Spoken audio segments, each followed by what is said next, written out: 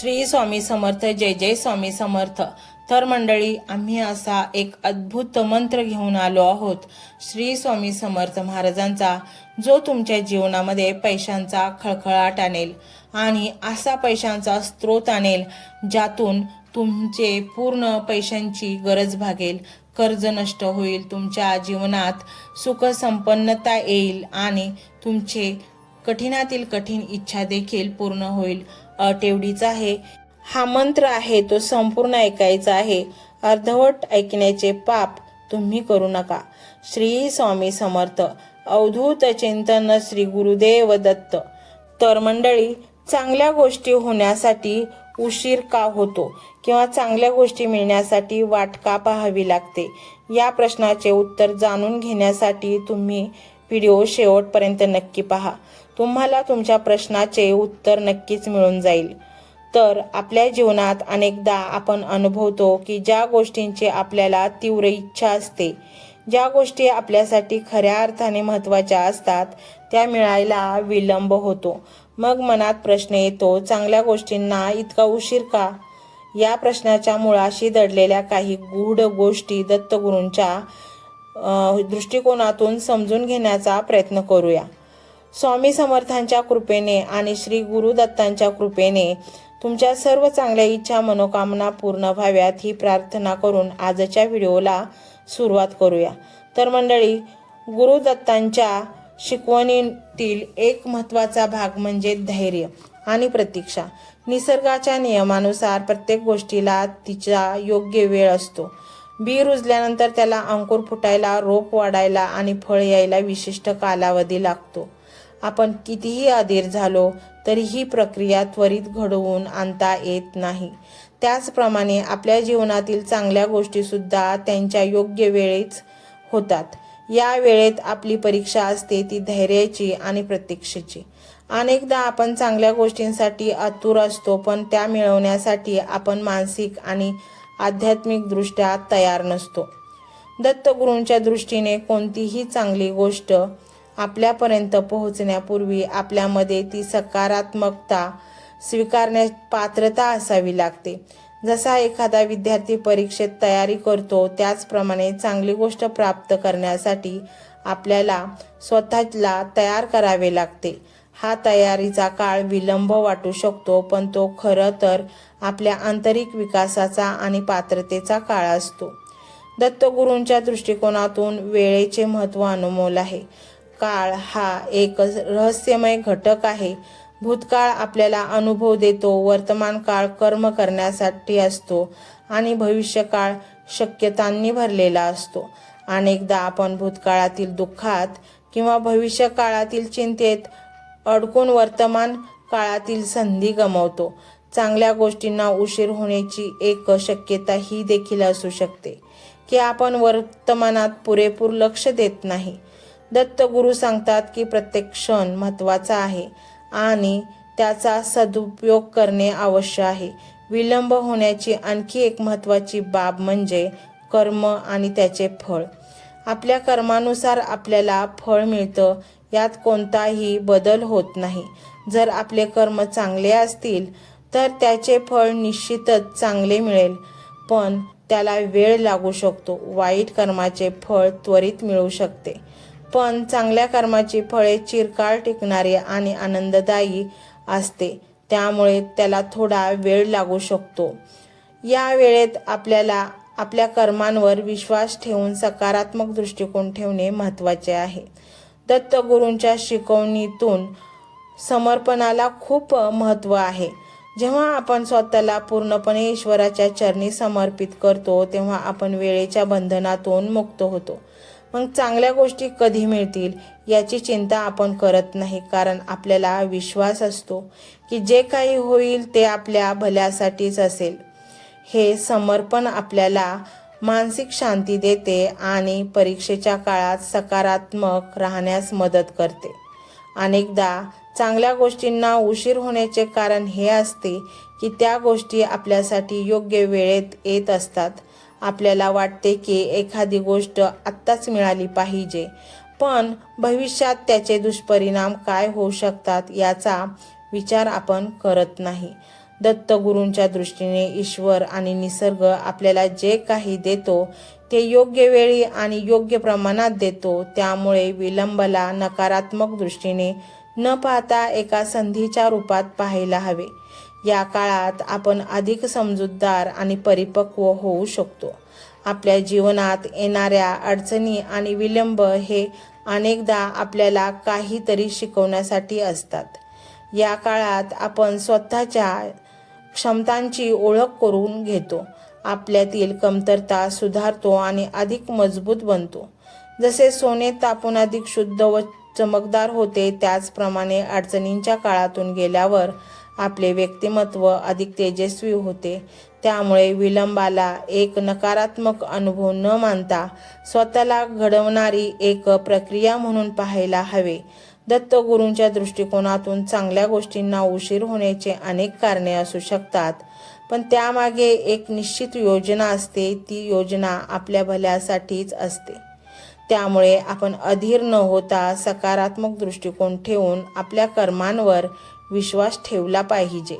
प्रतीक्षा ही एक परीक्षा आहे आणि या परीक्षेत उत्तीर्ण होण्यासाठी धैर्य, समर्पण आणि सकारात्मकता हे महत्त्वाचे गुण आहेत. शेवटी हे लक्षात घेणे महत्त्वाचे आहे की चांगले याची व्याख्या व्यक्तीनुसार बदलते. ज्या गोष्टीला आपण चांगले मानतो ते दुसऱ्यासाठी तितकेच महत्त्वाचे नसू शकते. त्यामुळे आपल्या अपेक्षा आणि इच्छा यांचाही विचार करणे आवश्यक आहे. दत्तगुरू आपल्याला शिकवतात की संतुलित आणि समाधानी जीवन जगणे महत्त्वाचे आहे. जे आपल्याकडे आहे त्यात आनंद मानायला शिका आणि जे मिळणार आहे त्याच्यासाठी सकारात्मक दृष्टिकोन ठेवा. म्हणूनच जेव्हा आपल्याला असे वाटते की चांगल्या गोष्टींना उशीर होत आहे, तेव्हा दत्तगुरूंच्या या शिकवणीचे स्मरण करावे. धैर्य ठेवा, प्रतीक्षा करा, स्वतःला तयार करा आणि आपल्या कर्मांवर विश्वास ठेवा. निश्चितच योग्य वेळ आपल्याला त्या चांगल्या गोष्टींचा अनुभव घेता येईल ज्याची आपण आतुरतेने वाट पाहत आहात. हा विलंब नसून एक सुंदर भविष्याची तयारी आहे. कितीही वेळ झाला तरीही आपल्याला आपल्या कर्माचं फळ योग्य वेळी मिळणारच असतं. संयम आणि सबुरी ठेवून पहा, मिळणारे फळ हे नक्कीच तुमच्या अपेक्षेपेक्षा अधिक गोड असेल. जय श्री स्वामी समर्थ. आणि मंडळी, तुम्हाला वाटत असेल की श्री स्वामी समर्थ तुमच्या सोबत असावेत आणि ही प्रक्रिया लवकरात लवकर पूर्ण व्हावी आणि आपल्याला इच्छित फळ लवकरात लवकर मिळावे, तर हा श्री स्वामी समर्थांचा मंत्र संपूर्ण ऐका. नक्कीच तुमच्या मनातील सगळ्यात मोठी इच्छा लवकरात लवकर पूर्ण होईल. हा मंत्र मोबाईलवर लावायचा आहे. डोळे घट्ट मिटून घ्यायचे आहेत. डोळ्यांसमोर स्वामींची मूर्ती आणायची आहे आणि स्वामींना प्रार्थना करायची आहे. हे स्वामी महाराजा, माझे हे संकट दूर कर, माझी ही इच्छा पूर्ण कर, माझे कुटुंब सुखासमाधानाने राहू देत. मंडळी, स्वामी हे भक्तवत्सल आहेत. ते भक्तांवर खूप प्रेम करतात. त्यांनी आपल्या भक्तांना बाळ मानलेले आहे आणि आई बाळाची इच्छा तर पूर्ण करणारच. त्यामुळे स्वामी तुम्हाला नक्कीच मदत करतील.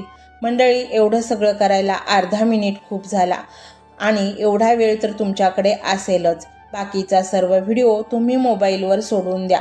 तो त्याची पॉझिटिव्हिटी पसरवत राहील. तुम्ही दैनंदिनी कामं करता करता त्या मंत्राचे श्रवण करा आणि मनातल्या मनात जप देखील करा. फायदा नक्कीच होईल.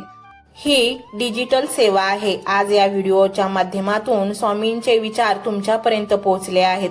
जर तुम्हाला मनापासून वाटत असेल की या विचारांनी तुमच्या मनाला उभारी दिली आहे, तुम्हाला जगण्याचे बळ दिले आहे, तर तुम्ही सुद्धा या ज्ञान यज्ञात आपली समिधा अर्पण करू शकता. पूर्वी लोक मंदिरात जाऊन दानपेटीमध्ये गुप्तदान करत असत, कारण गुप्तदानाचे फळ अनंत असते. आजच्या युगात व्हिडिओच्या खाली जे सुपर थँक्सचे बटन आहे ते एका डिजिटल दानपेटी सारखेच आहे. जर तुमची इच्छा असेल आणि तुमची परिस्थिती असेल तर यथाशक्ती, मग ती रक्कम कितीही छोटी असो वा मोठी, तुम्ही या सुपर थँक्सच्या माध्यमातून स्वामींच्या कार्यासाठी अर्पण करू शकता. हे पैसे कोणाच्या वैयक्तिक फायद्यासाठी नाही, तर हे विचार, ही सकारात्मक ऊर्जा अशाच लाखो दुःखी लोकांपर्यंत पोहोचवण्यासाठी वापरली जातील. लक्षात ठेवा, सक्ती नाही तर भक्ती महत्वाची आहे. ज्याला वाटतं की स्वामींनी मला मार्ग दाखवला म्हणून कृतज्ञता म्हणून मी हे फुल ना फुलाची पाकळी अर्पण करतो, त्यांनीच या बटनावर क्लिक करून आपले योगदान द्यावे. तुमची ही छोटीशी मदत कोणाचे तरी आयुष्य बदलणाऱ्या व्हिडिओच्या निर्मितीसाठी मोलाचे ठरेल. तसेच या व्हिडिओला लाईक करणे म्हणजे केवळ एक बटन दाबणे नव्हे तर या सकारात्मक ऊर्जेला दुजोरा देणे आहे. जेव्हा तुम्ही लाईक करता तेव्हा तुमची विश्वाला सांगता की हो, माझा स्वामींवर विश्वास आहे. आणि शेअर करणे म्हणजे काय तर पुण्य वाढणे. जर तुम्हाला वाटत असेल की तुमच्या एखाद्या मित्राला, नातेवाईकाला किंवा ओळखीच्या व्यक्तीला सध्या आधाराची गरज आहे तर त्यांना हा व्हिडिओ नक्की पाठवा. कदाचित तुमचे एक शेअर करण्याचे कर्म त्यांना आत्महत्येसारख्या विचारांपासून परावृत्त करू शकेल किंवा त्यांना नैराश्यातून बाहेर काढेल.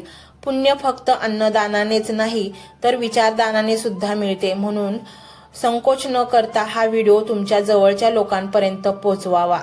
आणि हो, स्वामींच्या या दरबारात रोज हजेरी लावण्यासाठी चॅनलला सबस्क्राईब करा व बेल आयकॉनचे बटन देखील प्रेस करा. जेव्हा स्वामींचा संदेश येईल तेव्हा सर्वात आधी तो तुमच्यापर्यंत पोहोचेल. ही घंटा म्हणजे मंदिराची घंटा आहे, जी वाजवल्याने मनाला जाग येते. आणि सर्वात महत्त्वाचे म्हणजे तुमचा संवाद.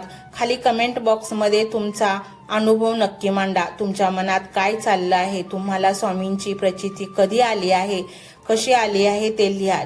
जेव्हा तुम्ही श्री स्वामी समर्थ किंवा भिवू नकोस मी तुझ्या पाठीशी आहे असं लिहून कमेंट करता तेव्हा ते केवळ शब्द नसतात तर ती लिखित जप असतो. तुमच्या त्या कमेंटकडे पाहून दुसऱ्या एखाद्या भक्ताला प्रेरणा मिळू शकते. तुमची एक कमेंट हजारो लोकांचा विश्वास वाढवू शकते. त्यामुळे लाजू नका, मोकळ्या मनाने व्यक्त व्हा. इथे कोणी कोणाला जज करत नाही. आपण सर्वजण त्या एकाच माऊलीचे लेकरे आहोत. तुमचा हा प्रतिसादच या कार्याला पुढे नेण्याची प्रेरणा देतो. तर पाहूया तो शक्तिशाली रहस्यमय मंत्र काय आहे. तो मंत्र असा आहे.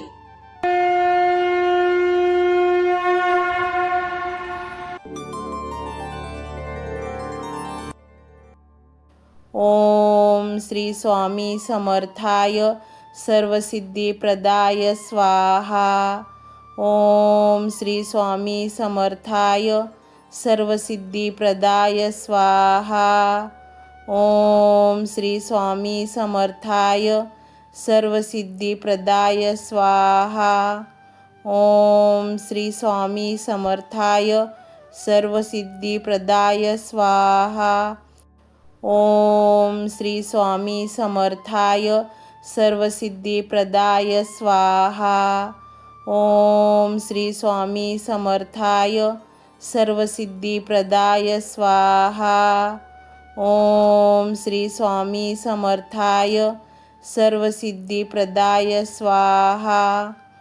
ओम श्री स्वामी समर्थाय सर्वसिद्धिप्रदाय स्वाहा.